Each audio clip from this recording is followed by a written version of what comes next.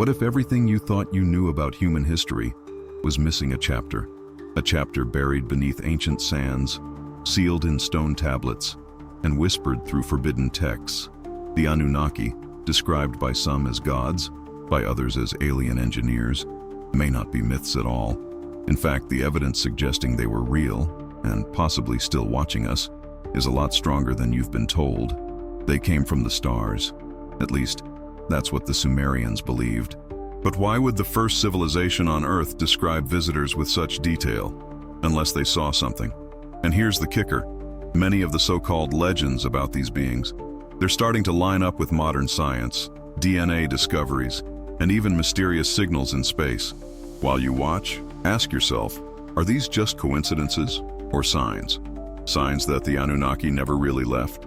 Because what I'm about to show you isn't just myth. It's 10 chilling clues that could shake everything you thought you knew about gods, aliens, and our place in the universe. So stay sharp. You're about to explore 10 signs the Anunnaki were real and still watching us. And once you see them, you won't be able to unsee them. 10. The Sumerians' impossible knowledge of the cosmos. Long before Galileo ever tilted a telescope to the skies, the Sumerians already knew what was up there, literally.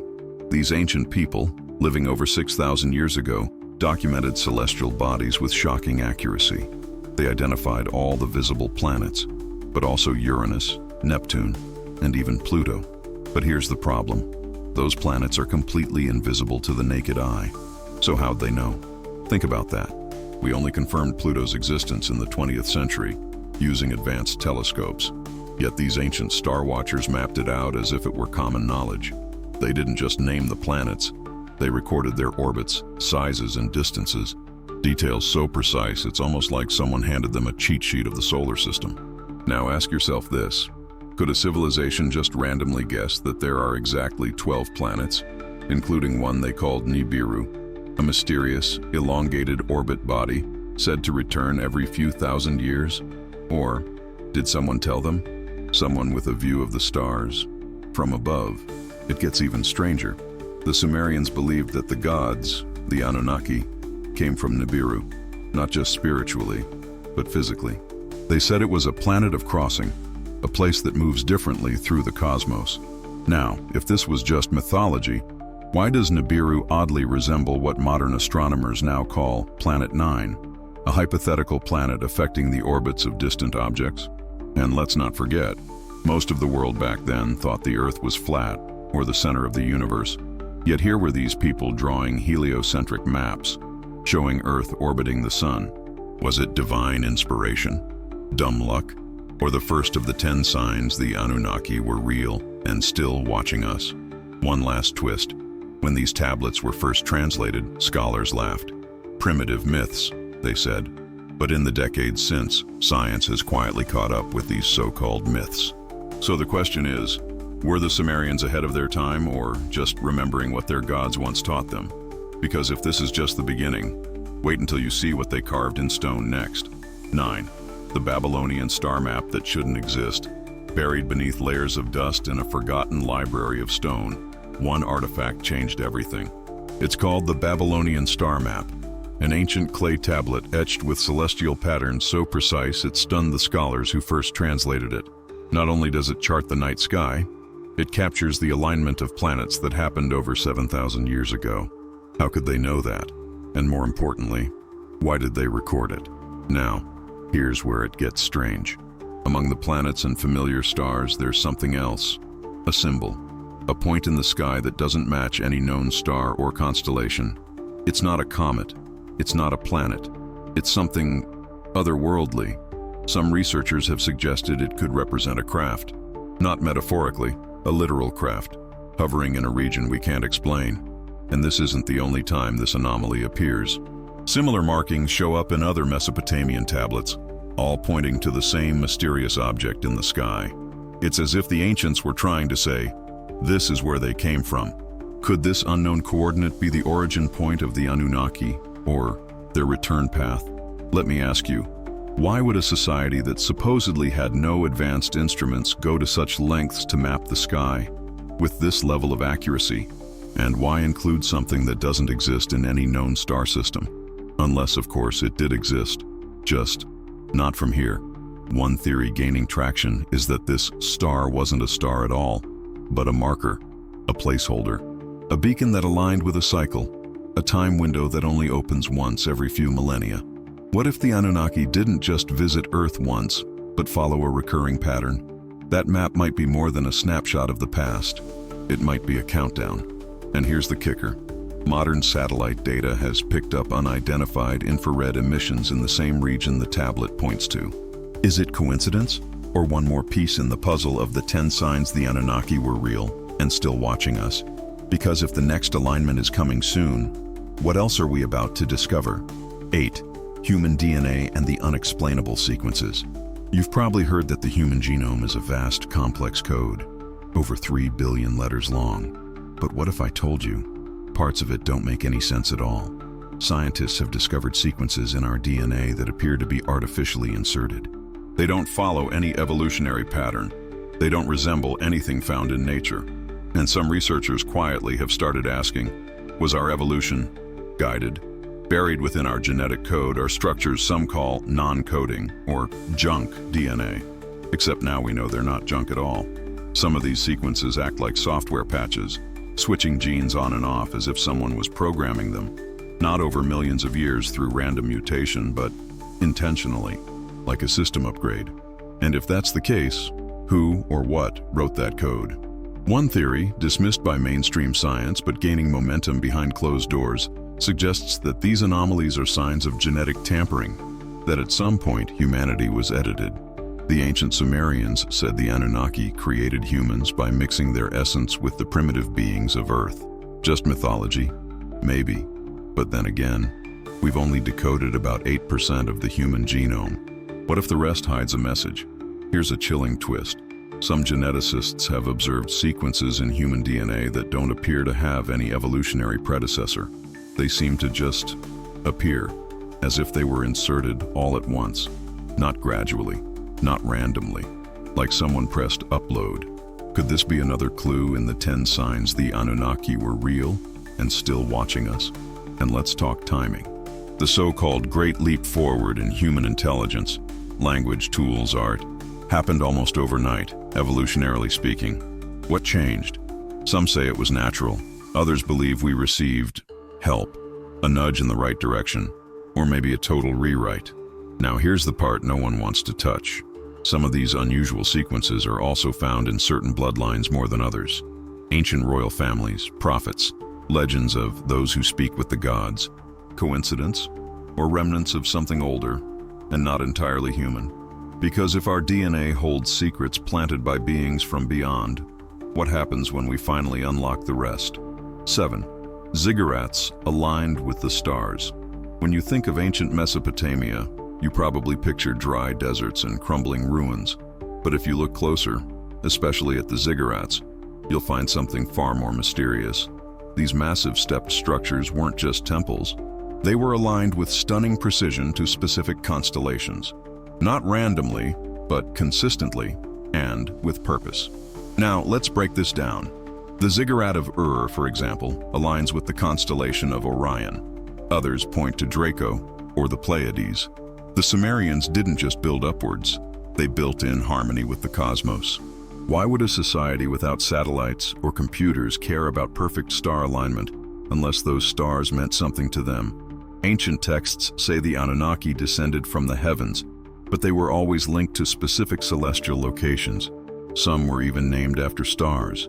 It's as if each god had a home constellation. But here's the part that sends chills down the spine. Some of those alignments weren't just symbolic. When astronomers backtracked the sky's rotation, they realized those ziggurats were aimed not at the present sky, but at the sky from thousands of years ago, and even more curiously, at a future position yet to come. Why would ancient architects build for a sky they wouldn't live to see, unless the purpose wasn't for them, but for someone returning? Could it be that these monuments were markers, landing coordinates, stargates, or countdown timers for the 10 signs the Anunnaki were real and still watching us? And here's where things spiral deeper.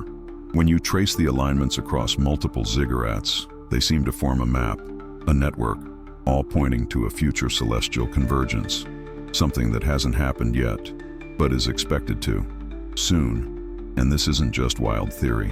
NASA itself has documented upcoming alignments eerily similar to those found in the ancient structures.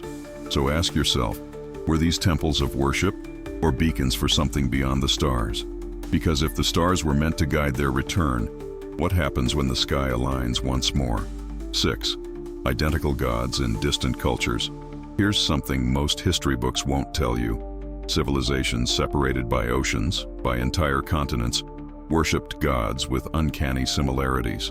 Long before globalization, before travel, before even recorded history, distant cultures described powerful beings that came from the sky, shaped humanity, and vanished, promising to return. Sound familiar? In ancient Egypt, they were called the Neteru, divine beings who ruled before the pharaohs. In Hindu texts, they were the Devas and Asuras, star beings locked in celestial wars. The Maya spoke of the sky gods who brought knowledge and calendars more accurate than some modern systems. And if you compare their descriptions, tall, radiant, with unusual eyes and immense power, they match almost perfectly with the Sumerian Anunnaki. Let's pause here. How is it that the same archetypes, sky gods, cosmic engineers, watchers, show up everywhere? With the same roles, same appearances, and even similar stories of punishment, rebellion, and divine technology. These weren't neighbors swapping myths over a fence. These were isolated civilizations. No communication, no trade, no shared language. And yet, the gods look the same. Could it be that they all encountered the same beings at different times? The Anunnaki were said to have traveled the world, establishing zones of influence and teaching humanity different skills. Language in Sumer, agriculture in Egypt, astronomy in Mesoamerica. That would explain why the stories are different, but the beings are the same. And here's a chilling detail. In all these cultures, there are also warnings, tales of the gods becoming angry, withdrawing their gifts, promising to return during times of great upheaval. Some even left behind prophecies, and now many of those timelines are converging. Another strange layer to the 10 signs the Anunnaki were real and still watching us. So maybe the real question isn't how these cultures had the same gods, but why they were told to forget them, and what happens when the memory returns. Because if the same beings visited us before, is it possible they never truly left? 5. Zecharia Sitchin's account and his critics. You've probably heard the name Zecharia Sitchin. To some, he was a genius, decoding ancient Sumerian texts and revealing secrets no one dared to touch. To others, he was a fraud, twisting translations to fit wild theories. But here's the twist. Decades after his work was dismissed, many of his claims started to line up with actual discoveries. Coincidence or validation? Sitchin's core idea was shocking, that the Anunnaki came from a distant planet, Nibiru, brought advanced knowledge to Earth, and genetically engineered early humans to serve them. At the time, mainstream scholars laughed it off. But now, studies in genetics, astronomy, and ancient engineering are quietly echoing parts of his theory. And people are starting to ask, what did Sitchin get right? One of his most controversial claims was that the Sumerians had knowledge of our solar system, specifically planets unknown to them. Sounds like the 10 signs the Anunnaki were real, and still watching us, right? Years later, astronomers started speculating about a mysterious Planet Nine on the edge of the solar system. It behaves eerily similar to what Sitchin described as Nibiru. And then there's the timeline. He spoke of a return cycle. Every few thousand years, the Anunnaki come back. Skeptical? Sure. But as global tensions rise, environmental shifts accelerate, and strange anomalies in the sky are reported more frequently. Some are beginning to wonder if we're entering one of those cycles now. Of course, the critics are still loud. They point out his lack of formal training in linguistics or archaeology. But they often ignore how many things he hinted at, like ancient power sources, unexplained DNA segments, or global god myths, are now being re-examined under modern science. Are we really just now catching up to what he saw? And maybe that's the point. Maybe Sitchin wasn't 100% right, but what if he was 60% right? What if he was close enough to shake the foundations of what we think we know? Because sometimes the loudest critics are just trying to keep a deeper truth buried. So here's the question. If Sitchin was on to something, even a little, what else have we ignored? 4. Out-of-place technological artifacts. Imagine digging through the sands of time and uncovering a battery, not a metaphorical one, an actual clay jar, wired with copper, capable of producing voltage.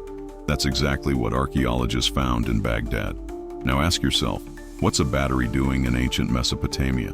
This isn't science fiction. It's one of many out-of-place artifacts that fuel the 10 signs the Anunnaki were real and still watching us. The Baghdad battery is just the beginning. There are stone carvings that resemble gears, lenses that act like microscopes, and even what some call a Sumerian depiction of a flying disc, etched with fine detail, complete with what looks like thrusters. Is this all just artistic imagination? Or could we be staring at ancient blueprints of machines too advanced for their time? And it's not just in Mesopotamia. Ancient India's Vimanas are described in Sanskrit texts as flying ships powered by mysterious engines. South America holds golden objects that, when scaled up, mimic modern aircraft aerodynamics.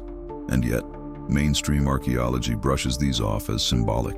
But how long can we keep calling detailed schematics metaphor? If these were simply symbolic, why do they include precise angles, mechanical parts, and energy conduits?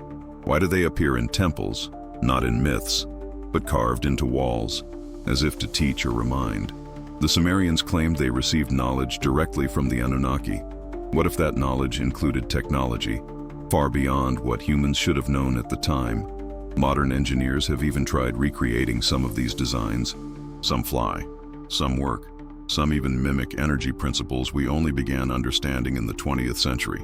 How could a society from 5,000 years ago get so close to our tech unless someone showed them? Maybe that's what's truly hidden in these artifacts. Not just lost knowledge, but a message. Something left behind. Something waiting to be rediscovered. And with every new excavation, every unearthed enigma, we inch closer to the edge of a truth that was never supposed to be forgotten. So the question is, what else is buried right beneath our feet? 3. Regression experiments and star gods. Now here's where things get deeply unsettling. In the world of hypnotherapy and past life regression, countless individuals have recalled encounters with tall, glowing beings, described with eerie precision. No prior knowledge of mythology, no exposure to ancient texts, yet the images, the emotions, the warnings, they align almost too well with the ancient descriptions of the Anunnaki. Picture this. Someone lies down under hypnosis, thinking they'll explore a childhood memory. Instead, they begin speaking of massive figures, golden temples, and a feeling of being watched, guided, or even altered. These aren't isolated cases. Across cultures and continents, the same patterns emerge. It's no wonder this phenomenon earned a place in the 10 signs the Anunnaki were real and still watching us. Some describe being in what looks like a lab, surrounded by beings they call sky teachers or shining ones. Others recall floating in orbit, witnessing Earth from above. One woman in a 1993 session drew symbols nearly identical to Sumerian cuneiform without ever having seen it before. Coincidence? Or are these suppressed memories bleeding through? And if you're wondering, could this just be imagination? Here's the kicker. Many of these stories include astronomical details, star patterns, or even gravitational sensations that match modern astrophysical models. Models the average person wouldn't know. How would they describe those accurately unless they'd seen it? Some psychologists suggest these are archetypes buried deep in our collective unconscious. But what if that unconscious memory isn't metaphorical, but historical? What if traces of Anunnaki encounters remain dormant in human minds, passed down through bloodlines, waiting for the right moment to resurface? And what if they're not just memories of the past, but warnings about the future? What if these star gods, as remembered under regression, were trying to prepare us for something coming, something that's getting closer every day? And the strangest part? Many of these sessions end with a single haunting phrase: they're coming back. 2. Satellite anomalies and the mystery of Nibiru.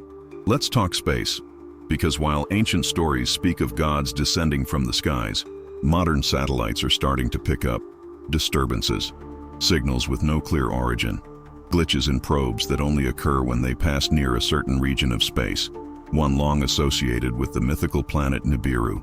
Could this be one of the 10 signs the Anunnaki were real and still watching us? NASA has detected gravitational anomalies beyond Neptune. Something is tugging at orbits, something massive, but invisible. Some call it Planet Nine. Others whisper, Nibiru, the very place Sumerian tablets claim the Anunnaki came from. Coincidence? Or proof that the ancients knew more than we do now? One signal, intercepted by a deep space probe in 2003, has never been decoded. All we know is that it repeated at intervals and came from coordinates eerily close to where Nibiru is said to orbit. The signal's frequency was unlike anything recorded before. Static, sure, but with rhythm, a pulse, a pattern, and then it stopped. Some engineers blamed solar interference. Others weren't so sure, especially since, weeks later, the probe experienced total system failure without mechanical cause. When scientists reviewed the black box data, one phrase kept surfacing in forums and leak reports: non-random structure. That's code for something that shouldn't happen naturally, and it's not just that one mission. Over the years, several deep space probes, especially those tracking Kuiper Belt objects, have experienced odd behavior near the same sector. Instruments die, feeds go blank, and sometimes footage goes missing. What are we not supposed to see out there? The Sumerians believed the Anunnaki would one day return from Nibiru, and if these anomalies are connected, if these signals are real, maybe they're not just echoes from the past. Maybe they're a beacon, a warning, or worse, a countdown. But here's the real kicker. If that return is tied to a specific cycle, then we're already late. 1. The predicted return of the Anunnaki.